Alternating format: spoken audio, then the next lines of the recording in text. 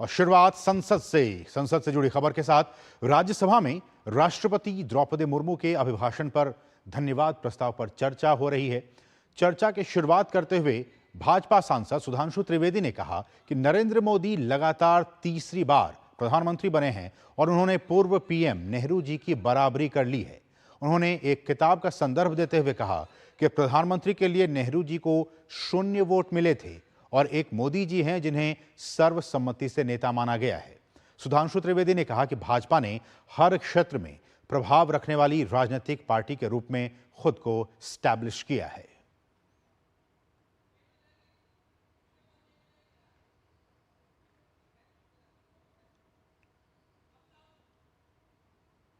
राष्ट्रपति महोदया के अभिभाषण में हाल ही में संपन्न चुनावों के विषय में जो बात कही गई, उस संदर्भ में मेरा कहना था कि नीति, नियत, निष्ठा और निर्णय के विकास के प्रति यह समर्पित, विश्वास के प्रति यह समर्पित जनादेश था। जम्मू कश्मीर में जिस प्रकार से लोगों ने बढ़ चढ़कर सहभागिता की, यह लोकतंत्र के लिए एक बहुत सुखद संयोग रहा। हमारे विरोधी और विशेषकर कांग्रेस पार्टी इस विषय को बहुत उठाते थे कि दक्षिण भारत में उनका बहुत प्रभाव है। तो मैं बताना चाहता हूं, प्रधानमंत्री श्री नरेंद्र मोदी जी के नेतृत्व में हमारे गठबंधन ने और भारतीय जनता पार्टी ने दक्षिण भारत में भी कांग्रेस से अधिक वोट प्राप्त करके दिखाए। राष्ट्रपति महोदय ने स्मरण दिलाया कि हम 5वीं बड़ी अर्थव्यवस्था बने इन 5 वर्षों में। महोदय, हम सिर्फ 5वीं बड़ी अर्थव्यवस्था नहीं बने। 5वीं बड़ी अर्थव्यवस्था किसको पीछे छोड़ के बने? उस ब्रिटेन को पीछे छोड़कर बने जिसने कभी हमारे ऊपर हुकूमत की थी। और हम सिर्फ 5वीं बड़ी अर्थव्यवस्था नहीं बने, हम दुनिया के 4थे बड़े स्टॉक एक्सचेंज बने। हम दुनिया के 3रे बड़े सोलर एनर्जी के मैन्युफैक्चरर बने।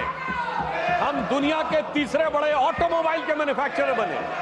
आज डोमेस्टिक सिविल एविएशन का सेक्टर भारत का दुनिया में 3रे नंबर का हो गया है। और राज्यसभा में जेडीएस प्रमुख एचडी देवेगौड़ा ने नीट मामले में सरकार के फैसले का समर्थन किया। उन्होंने कहा कि परीक्षा करवाने में गलतियां हुई हैं, लेकिन सरकार ने तुरंत और सही फैसला ले लिया है। The government has already taken the decision and order for a CBI inquiry. The inquiry has not been completed. In 2-3 states, they have arrested the people who are responsible for this type of damage. The examination has, of course, it has gone wrong, and the government has taken the decision. It is the right decision. और वहीं NEET मामले पर विपक्षी सांसदों द्वारा हंगामे के कारण लोकसभा की कार्यवाही दिन भर के लिए स्थगित कर दी गई है। इससे पहले सदन की कार्यवाही की शुरुआत पर दिवंगत सांसदों को श्रद्धांजलि दी गई। इसके बाद सदन की कार्यवाही शुरू होते ही विपक्ष ने हंगामा शुरू कर दिया। इसके बाद पहले कार्यवाही 12 बजे तक के लिए स्थगित की गई। 12 बजे लोकसभा की कार्यवाही शुरू होते ही फिर से हंगामा शुरू हो गया।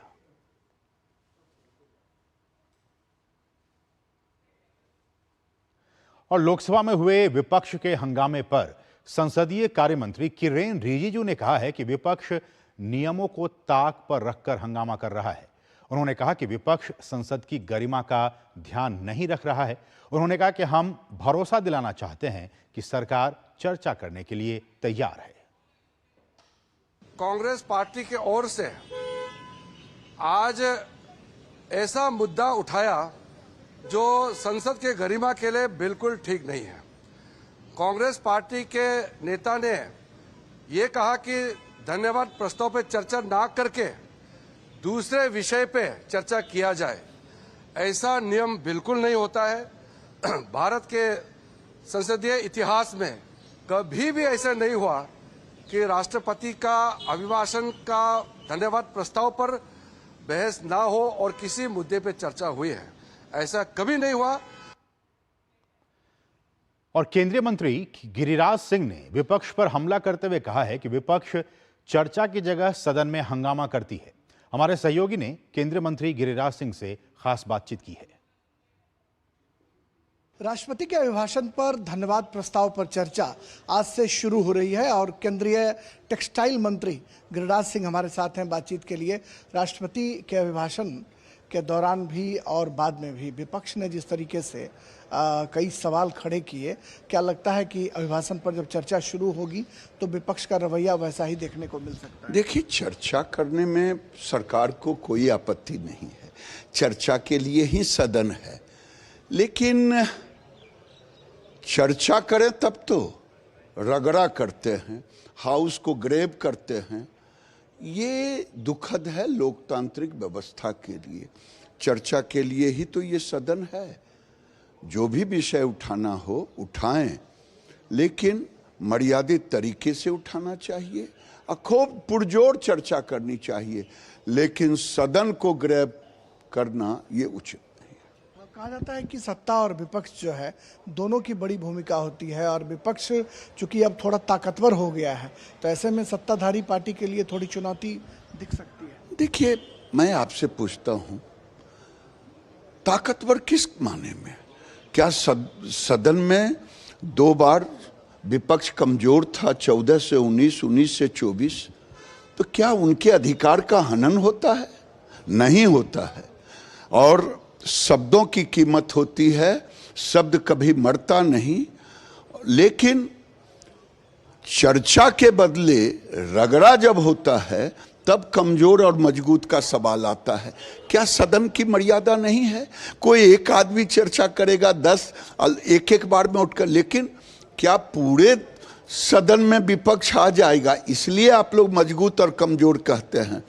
एक व्यक्ति भी सदन में रहेगा, उसकी जुबान उतनी ही मजबूत होगी जितना 200 रहेगा। चलिए, बहुत शुक्रिया। केंद्रीय टेक्सटाइल मंत्री गिरिराज सिंह, जिनका साफ तौर पर यह कहना है कि सदन में चर्चा हो और चर्चा के लिए पूरी जगह जो है वो विपक्ष को भी मिलेगा, पूरा स्पेस विपक्ष के लिए है, लेकिन वो चर्चा करें, रगड़ा ना करें। कैमरामैन विनय तिवारी के साथ संसद भवन से मैं राजेश राज, डीडी न्यूज के लिए। और संसद भवन से खुद राजेश राज इस वक्त हमारे साथ लाइव अपडेट के लिए मौजूद है। राजेश, आपका स्वागत है मिड डे प्राइम में। और जैसा कि हम अभी सुन रहे थे और आपने सवाल बहुत अच्छे पूछे कि किस तरह से जो आवाज़ है, क्या विपक्ष की आवाज़ को मौका दिया जा रहा है, इस पर उन्होंने कहा कि देखिए, वो चाहे एक व्यक्ति हो या फिर 200 हो, हम सबको स्पेस देते हैं, सबको बोलने का अधिकार है, लेकिन आप चर्चा कीजिए, हो हंगामा मत कीजिए। मेरा सवाल इसी से जुड़ा हुआ है राजेश, कि हमने देखा कि जब से सदन की कार्रवाई शुरू हुई लगातार विपक्ष हंगामा करता रहा, और वो भी एक ऐसे मुद्दे को लेकर जबकि राष्ट्रपति के अभिभाषण के धन्यवाद प्रस्ताव पर चर्चा होनी है। आपकी प्रतिक्रिया? देखिए असीम, आपने बिल्कुल सही कहा और इसकी जो हंगामे की आहट थी, ये आहट आज सुबह से ही सुनाई पड़ रही थी, जब नेता विपक्ष, जो लोकसभा के नए नेता विपक्ष हैं राहुल गांधी, वो संसद भवन पहुंचते हैं और मीडिया से आकर मुखातिब होते हैं और वो साफ तौर पर कहते हैं कि सदन के भीतर राष्ट्रपति के अभिभाषण के चर्चा के बजाय नीट पर देश जो है सरकार का पक्ष जानना चाहती है और सबसे पहले ये जनहित से जुड़ा हुआ मुद्दा है, लिहाजा नीट पर पहले चर्चा होनी चाहिए। और राज्यसभा में नियम 267 के तहत बाकायदा 22 सांसदों ने सभापति को ये नोटिस दिया था कार्य स्थगन प्रस्ताव के लिए कि सदन की जो कार्रवाई है उसको स्थगित कर, यानी राष्ट्रपति के अभिभाषण पर चर्चा के बजाय नीट पर चर्चा जो है वो शुरू कराई जाए। लोकसभा स्पीकर ओम बिरला और सभापति जगदीप धनखड़ राज्यसभा, इन दोनों ने नियम के विरुद्ध इसे बताकर चर्चा जो है नीट पर सुनिश्चित नहीं कराई, जिसकी वजह से लोकसभा में भी और राज्यसभा में भी हंगामा जो है वो जोरदार देखने को मिला।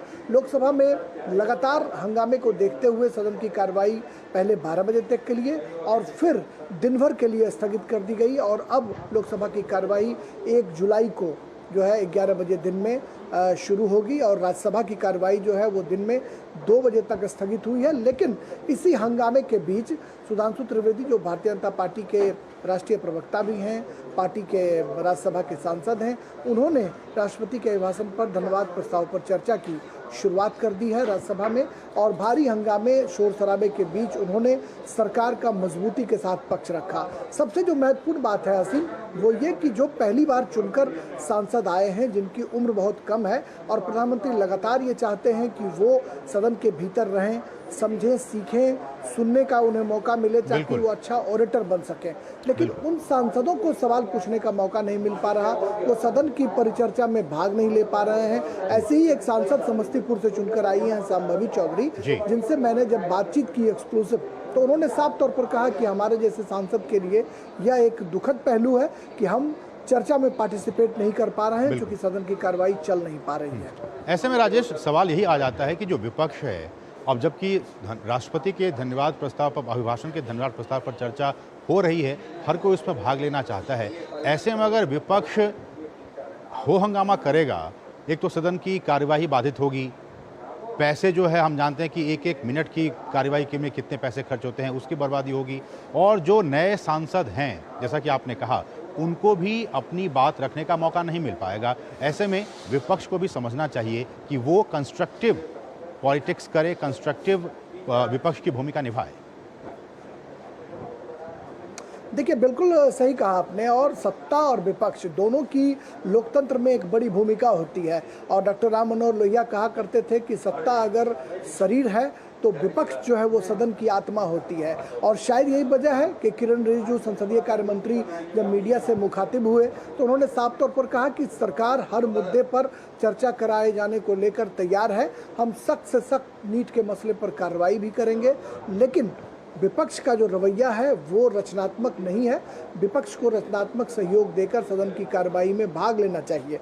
डॉक्टर संजय जायसवाल जो बीजेपी के सांसद हैं, उनसे जब मैंने बात की तो उन्होंने यही कहा कि राहुल गांधी को घंटों बोलने का मौका मिल सकता है। कांग्रेस के लिए जो समय आरक्षित है उस समय में वो चाहे तो सिर्फ नीट पर अपना पक्ष रख सकते हैं, लेकिन अगर वो 1 घंटे बोलेंगे तो उनकी 100 गलतियां जो हैं वो सामने आएंगी। लिहाजा गलतियों से बचने के लिए राहुल गांधी कार्य स्थगन कर नीट पर चर्चा सुनिश्चित कराना चाहते हैं ताकि वो उनकी जो कमियां हैं, जो गलतियां, जो फैक्चुअल मिस्टेक वो करते रहे हैं, उससे वो बच सकें। तो कुल मिलाकर हम कह सकते हैं कि सदन का आज का जो दिन है वो काफी हंगामेदार है और नीट के मसले पर सरकार हर हाल में सख्त कार्रवाई का जहां भरोसा दे रही है, वहीं विपक्ष चर्चा कराए जाने को लेकर हंगामा बरपाने में जुटा हुआ है। बिल्कुल राजेश, उम्मीद करें कि जो कार्यवाही है वो आने वाली, चूंकि अब सोमवार तक के लिए स्थगित हो गई है लोकसभा की कार्यवाही, तो कार्यवाही चले, कंस्ट्रक्टिव चर्चा हो, कंस्ट्रक्टिव जो भूमिका है वो विपक्ष अपना रोल अदा करे। हम सभी ये उम्मीद कर रहे हैं। बहुत बहुत शुक्रिया इन तमाम ताज़ा अपडेट्स को संसद भवन से पहुंचाने के लिए राजेश राज, हमारे सहयोगी संसद भवन।